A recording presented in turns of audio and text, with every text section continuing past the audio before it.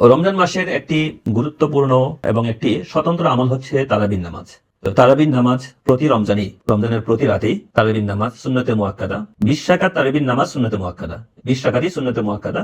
কয়েকটি বিষয় এখন কেউ মনে করেন যে তারাবির নামাজ না পড়লে হয়তো রোজাই হবে না, রোজা কবুল হবে না। তবে যদি কেউ তারাবির নামাজ না পড়তে পারেন তাহলে রোজা ছেড়ে দিলেন, এগুলো ভুল ধারণা। তারাবির নামাজ না পড়লে রোজা হবে না বা রোজা কবুল হবে না, এটা ভুল, ঠিক নয়। বরং তারাবির নামাজ একটি ভিন্ন আমল, রোজা একটি ভিন্ন আমল। রমজানের রোজা সেটা ফরজ, তারাবির নামাজ সুন্নতে মুআক্কাদা, দুইটি ভিন্ন ভিন্ন ভাবে আদায় করতে হবে।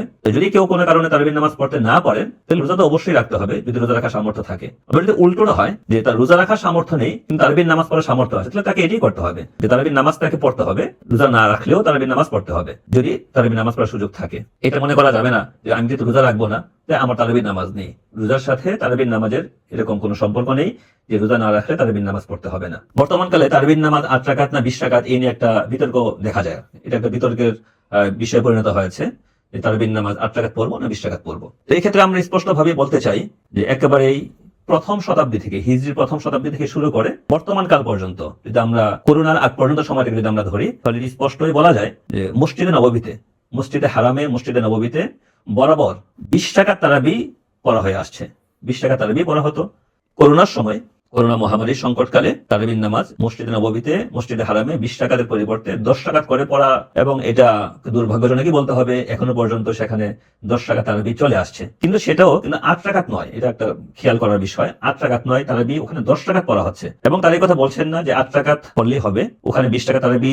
আর এখন ওই সংকটের সময় যে 10 রাকাত শুরু হয়েছে সেটা এখনো চলে আসছে। তো 8 রাকাত তারাবি এই বিষয়টা হাদিস থেকে এই বিষয়টা স্পষ্টভাবে মোটেও প্রমাণিত নয়। তো এটা ভিন্ন একটা আলোচনার বিষয় যে আসলে 8 রাকাত তারাবি পড়া যাবে কিনা বা তারাবি 8 রাকাত কিনা। আমরা স্পষ্টই এখানে সংক্ষেপে শুধু কথাটুকু বলছি যে তারাবির নামাজ 20 রাকাত, এটা সুন্নতে মুআক্কাদা, 20 রাকাতই সুন্নতে মুআক্কাদা। এবং এটাই সাহাবায়ে কেরামের আমল থেকে, তাবেঈনের আমল থেকে, তাদের বক্তব্য থেকে এই বিষয়টি প্রমাণিত যে তারাবির নামাজ 20 রাকাত। কেউ এটা বলেন যে তারাবির নামাজ রাসূল করিম সাল্লাল্লাহু আলাইহি ওয়াসাল্লামের জামানায় এবং হযরত আবু বকর রাদিয়াল্লাহু তাআলার জামানায় তারাবির নামাজ ছিল 8 রাকাত। হযরত ওমর রাদিয়াল্লাহু তাআলার জামানার শুরুর দিকে তারাবির নামাজ ছিল 8 রাকাত। তিনি তার খেলাফতের শেষ দিকে এসে তারাবির নামাজ 20 রাকাত করে দিয়েছেন। এটা একটা ভুল কথা, ভুল দাবি।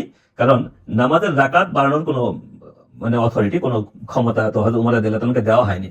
তো তিনি কিভাবে তারাবির নামাজ যদি সেটা 8 রাকাত হয়ে থাকে তিনি সেটাকে কিভাবে 20 রাকাত করে দিবেন? তো যেহেতু তিনি 20 রাকাত, তার জামানায়, তার যুগে 20 রাকাত তারাবি পড়া হয়েছে, বিষয়টা প্রমাণিত। সাহাবায়ে কেরাম এই ক্ষেত্রে কোনো আপত্তি করেননি। এখান থেকে স্পষ্ট প্রমাণ এটা মিলে যে তারাবির নামাজ রাসূল করিম সাল্লাল্লাহু আলাইহি ওয়াসাল্লামের জামানায়, আবু বকর রাদিয়াল্লাহু আনহুর জামানায় তারাবির নামাজ 20 রাকাতই পড়া হতো। আর রাসূলুল্লাহ সাল্লাল্লাহু আলাইহি ওয়াসাল্লাম তারাবি 8 রাকাত পড়েছেন এই বিষয়েও স্পষ্ট প্রমাণ নেই। তো যে হাদিস এখানে উল্লেখ করা হয়, আল্লাহ রাসূল তারাবি 8 রাকাত পড়েছেন বলে যে হাদিস উল্লেখ করা হয়, সেটা মূলত তাহাজ্জুদের হাদিস, সেটা তারাবির হাদিস নয়।